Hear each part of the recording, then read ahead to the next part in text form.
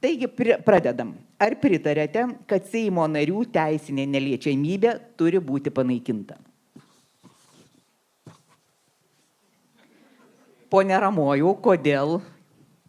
Tai pirmas dalykas, tai Seimo nariai yra labai politiškai pažeidžiami. Jūs pasižiūrėkite, kas dabar darosi su konservatorių valdžia. O kuogi jie pažeidžiami? Ant kiek pažeidžiami, tai prašau, jums politinė bylutė ir jūs viskas ir keliaujate iš Seimo. Gal preteksto nereikia? Ką reiškia preteksto nereikia? Tai reikia pataikauti valdantiesiems, pataikauti konservatoriams, pataikauti tokiam nepotizmui, nubaikite jūs juokus.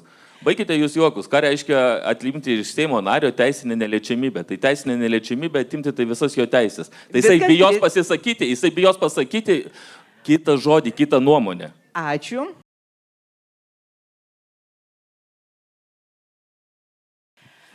Pirmiausia, turėčiau pasitikslinti.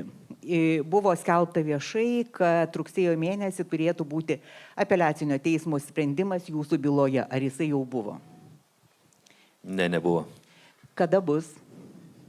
Klauskite mūsų teismų, kaip sakoma, politizuotų. Gal po rinkimų, gal per rinkimus. Priminsiu tik tai, kad buvo Vilniaus apygardos teismo sprendimas, pripažįstant jūs kaltų dėl finansinių nusikaltimų ir skirta bausmė. Dar ne, bet jinai neįsigaliojus, kol nebus apeliacinio teismo sprendimas.